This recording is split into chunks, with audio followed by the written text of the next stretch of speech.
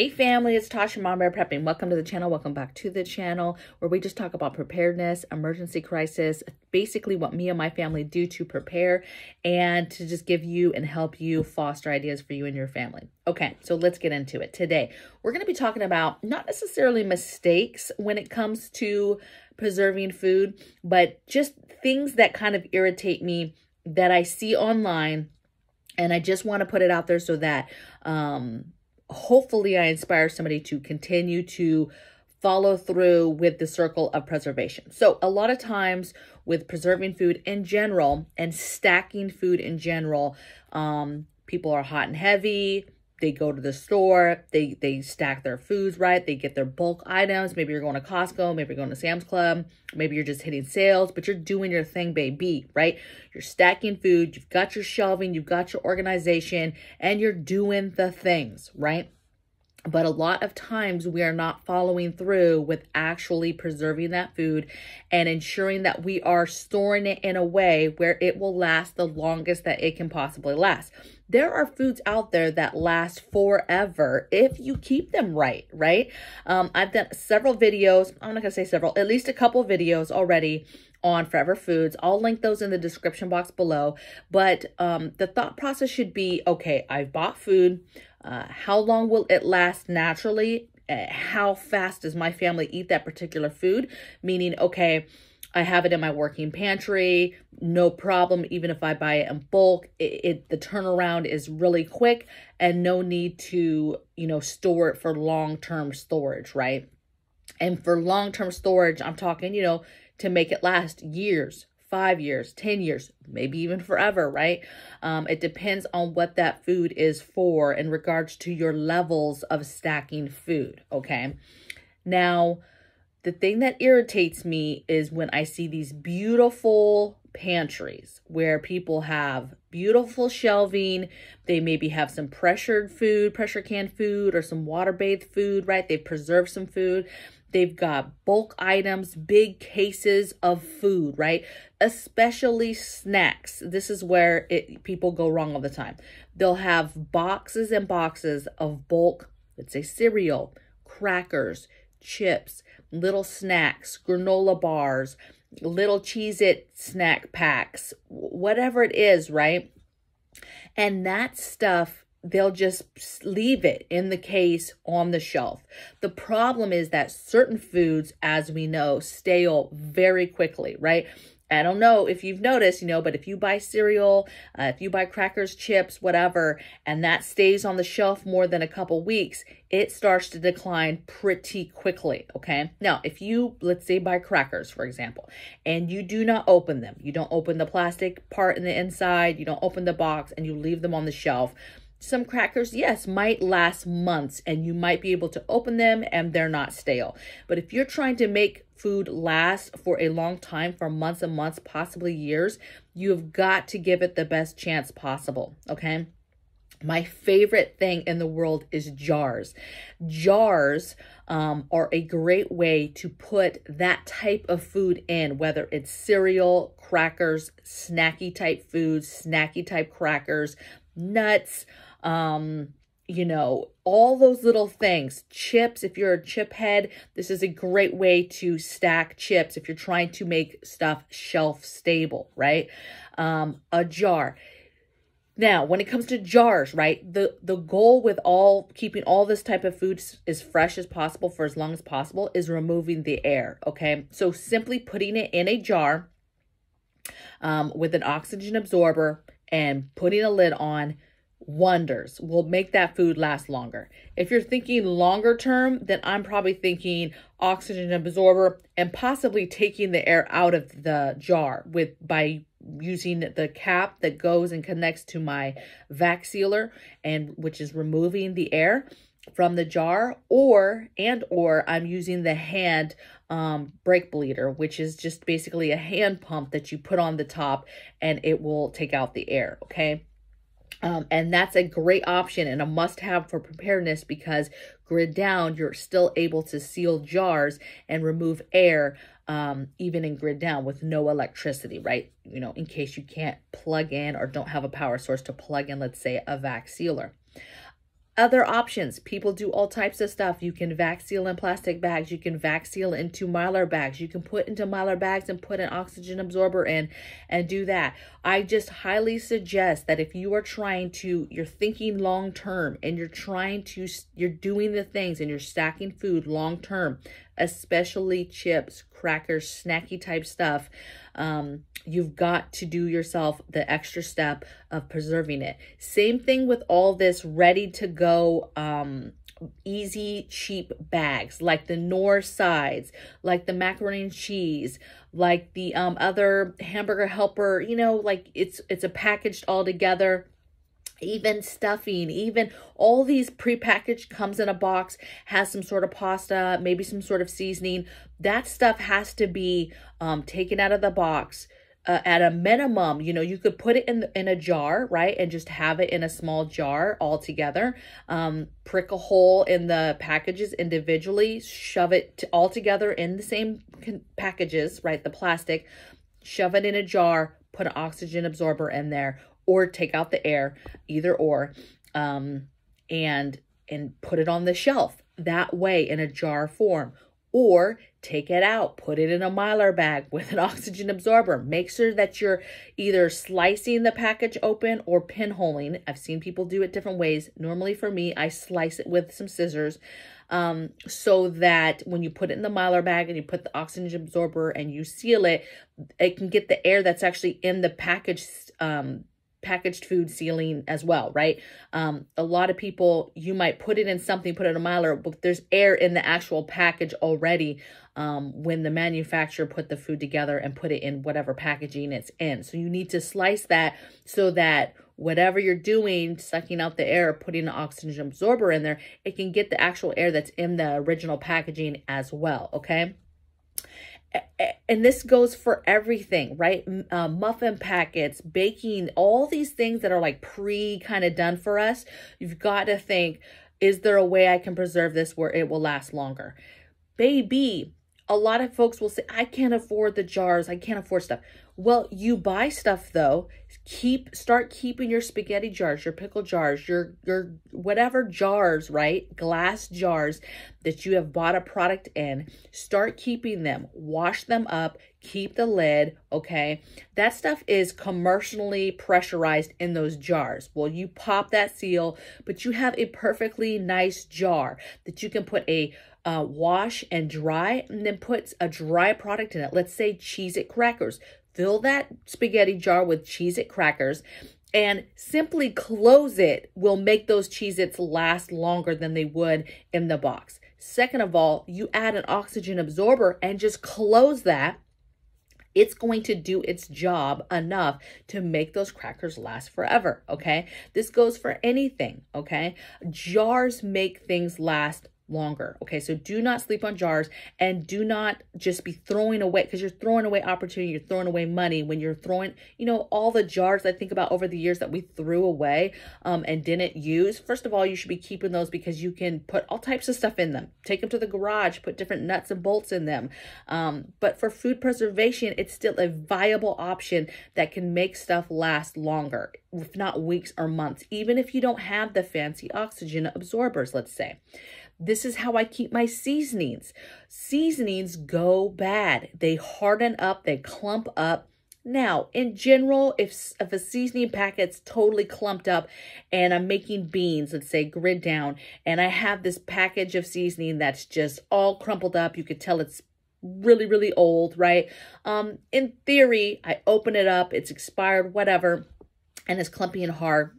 Hey, in theory, you could still add that. And as long as it hasn't gone rancid, it hasn't gotten condensation in it, it hasn't grown anything on it, you could still use it. And you're going to get some sort of flavoring from that, okay? However, if you keep seasonings in glass jars, they will last much, much longer. That's why when you go to the store and you see the fancy jars that are you can get seasoning, the plastic ones are way cheaper. You see those fancy ones that you're like, oh, it's fancy and it's in a glass jar, but it lasts longer because it's in a glass jar. However, I would go a step further, because a lot of those sometimes will have just not good tops or whatever. That is good. My thing too is those typically are not big enough. I like having large jars. I like taking a mason jar and pouring, you know, several containers of a seasoning in that and having a bigger jar, if you will, in my pantry. Okay.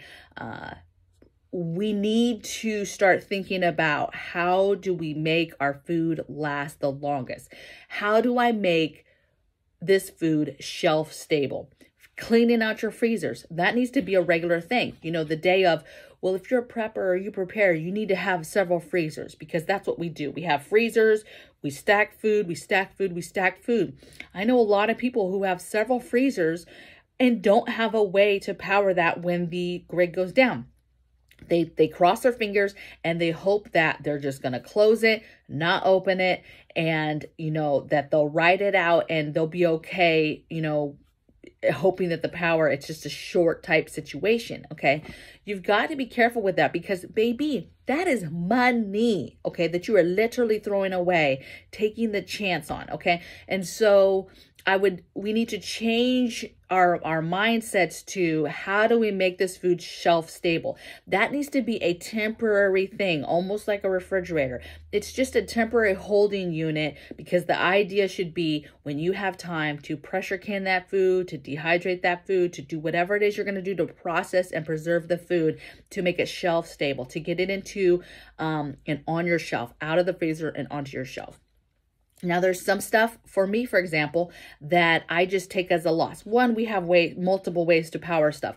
But in my mind, I'm always thinking, don't keep it full, and keep it to things that will just be a loss. Stuff you'll either eat right away, or you just count it as a loss. Like all the little pre-made, frozen type, quickie type meal stuff for like the kids and stuff, that's a wrap, baby. Don't care if we lose the waffles and the chicken nuggets and fries, right? I could care less, but I do not keep a whole lot of bona fide meat in there, because you never know what could happen. What happens? The power goes off in the middle of the night, the alarms don't go off, and it's been buku hours, right, by the time we wake up and see that the power's off, right?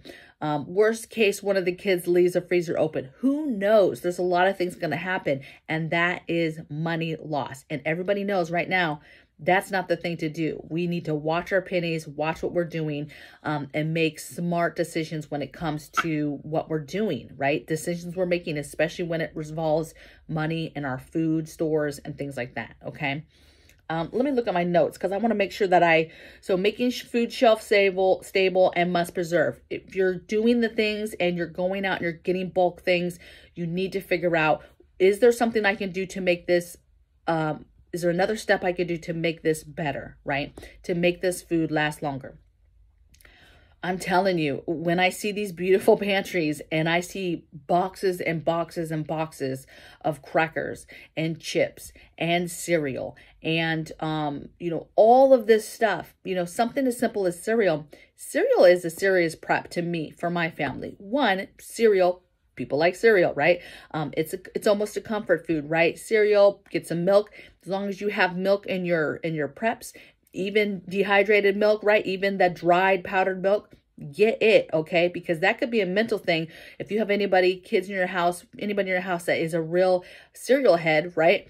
Having that be a thing that's going to be available later, okay? Not only that, a lot of cereals are great little snacks, right? There's not just the sugary cereals. Yes, those are snacky, right?